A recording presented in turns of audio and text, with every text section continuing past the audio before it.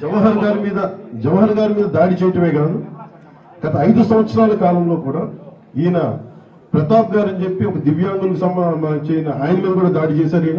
ఆయన కూడా దుర్భాషలు ఆడారు. అలాగే శ్రీనివాస రెడ్డి గారి మీద కూడా దాడి చేశారు. అలాగే శేఖర్ నాయక్ మీద గారు కూడా దాడి చేశారు. ఇది అలవాటు అయిపోయింది వీళ్ళకి. మీరు 15 మంది మీరు ఎక్కడున్నా కానీ మిమ్మల్ని తీసుకెళ్లి బొక్కలో పెట్టే వరకు మేము వదలం, గుర్తుపెట్టుకోండి. ఎస్పీ గారికి కూడా చెప్తా ఉన్నాను, డీజీపీ గారి దృష్టికి కూడా తీసుకొస్తున్నాం. ఏ ఒక్కరిని ఉపేక్షించేది లేదు. మీరు ఎవరైనా కావచ్చు. మీరు పనిచేసే అధికారుల మీద కనుక మీరు దాడులు చేసి సగటు మనుషుల్ని ఇబ్బంది పెడితే ఉపేక్షించే ప్రభుత్వం కాదు, ఉపేక్షించే వ్యక్తులు అస్సలే కాదు. మేము అన్ని తట్టుకునే వచ్చాం. 5 సంవత్సరాల కాలంలో మీ పాలనలో ఎంత నలిగిపోయారో ప్రజలు అన్ని తట్టుకుని వచ్చాం.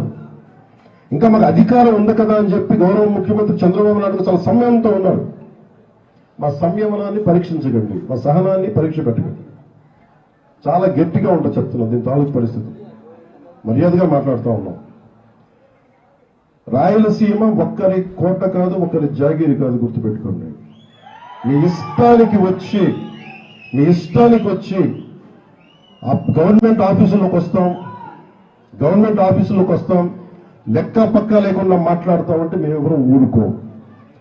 ఈ సందర్భాన్ని పురస్కరించుకొని ఎవరైనా సరే భవిష్యత్తులో ఏ అధికారి, ఒక ఎంపీడీఓల మీద కాదు, ఏ ఒక్క ప్రభుత్వ అధికారి మీద కానీ జులుం చలాయించినా, ఇష్టారాజ్యంగా మాట్లాడినా ఒక్కొక్కరికి మీకు భవిష్యత్తు చాలా ఖచ్చితంగా ఒక కరాఖండిగా ఉంటుంది. మా రియాక్షన్ మీరు గుర్తుపెట్టుకోండి. ఇంకా సంస్కారం కాదు కాబట్టి ఇంకా పద్ధతిగా మాట్లాడుతున్నాను. అధికారంలో ఉన్నాను కాబట్టి ఇంకా బలంగా, ఇంకా జాగ్రత్తగా మాట్లాడుతున్నాను. నా సహనాన్ని పరీక్షించండి. చాలా పద్ధతిగా మాట్లాడుతూ ఉన్నాను.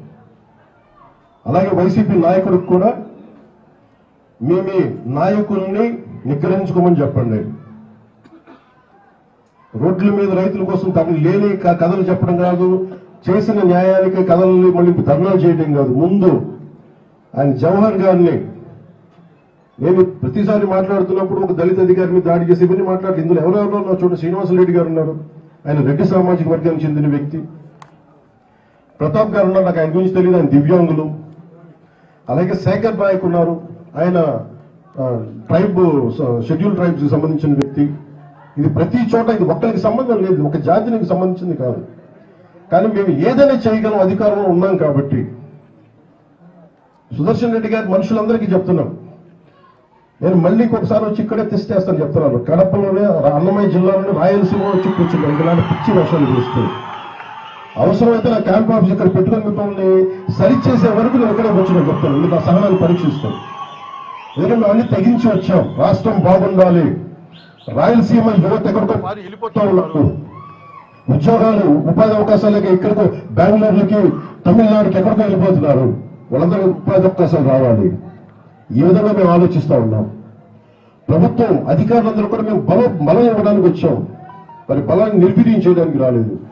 ఇలాంటి సమయంలో మీరు ఒళ్ళు దగ్గర పెట్టుకుని మాట్లాడకపోయినా, సోషల్ మీడియాలో పిచ్చి కూతలు కూసినా, ఇలా ఆఫీసులకు వచ్చి దాడులు చేసినా దీని పరిణామాలు చాలా చాలా చాలా తీవ్రంగా ఉంటాయి, గుర్తుపెట్టుకోండి. ప్రత్యేకించి ఈ సంఘటనని బయటికి తీసుకొచ్చిన మీడియా మిత్రులందరికీ, మీ పత్రికాధిపతులందరికీ, ప్రతి ఒక్కరికి పేరు పేరున ధన్యవాదాలు తెలుపుకుంటూ సెలవు తీసుకుంటాం.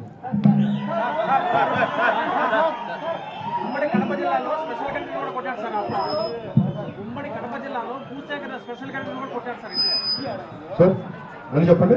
ఉమ్మడి కడప జిల్లాలో వీటన్నిటికి సంబంధించి నేను ఇది ప్రత్యేకించి కేబినెట్ లో చర్చిస్తాం. ఇది కేబినెట్ లో చర్చిస్తాం. ఇప్పుడు నా పేషీకి కూడా తెలియజేశాను. ఇక్కడ ఏం జరిగినాయి మొత్తం రిపోర్టు ముఖ్యమంత్రి గారి టేబుల్ మీద ఉండాలి, డీజీపీ గారి దగ్గరికి వెళ్ళాలి, హోమ్ మినిస్టర్ గారి దగ్గరికి వెళ్ళాలి, అలాగే కేబినెట్ సదస్సులు అందరి దగ్గరికి వెళ్ళాలి, అలాగే జిల్లా ఇన్ఛార్జ్ మంత్రికి కూడా వెళ్ళాలి. ఇందాక మాట్లాడుతూ ఉంటే ప్రతి చోట ఏమేమి తప్పులు జరిగినాయి, ఎలాంటి మనకి ల్యాండ్ ఎన్క్రోచ్మెంట్స్ ఏం జరిగినాయి కూడా మా దృష్టిలో ఉన్నాయి. అలాగే అడవుల్లో మన బొగ్గుని అక్రమంగా చేసేస్తాను, అది కూడా వెంటనే నేను పీసీసీఎఫ్ గారితో మాట్లాడాం. ఇవన్నీ చర్యలు తీసుకుంటాం.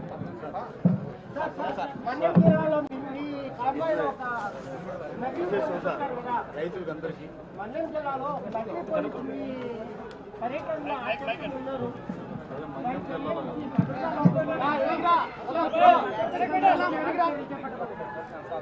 నిజంగా చెప్పాలంటే నా భద్రత అంటే నాకు ఆశీర్వేసింది. ఈరోజు పొద్దున్నే నేను ఈ పర్యటనకు వస్తామంటే నా దృష్టికి తీసుకొచ్చారు. ఒక ఐపీఎస్ అధికారి ముసుగులో ఒక వ్యక్తి తిరిగాడు, వచ్చాడు, మొత్తం ఫోటోలు తీసుకున్నాడంటే నేను అడిగాను, అసలు ఎవరన్నా ఒక ఐపీఎస్ స్థాయి అధికారి వస్తే ఎవరన్నా అడుగుతాం కదా, how come it polices overlook అంటే ఎందుకు దీన్ని చూడలేకపోయారు అనేది నా పేషి అధికారులతో మాట్లాడుతూ ఉన్నారు.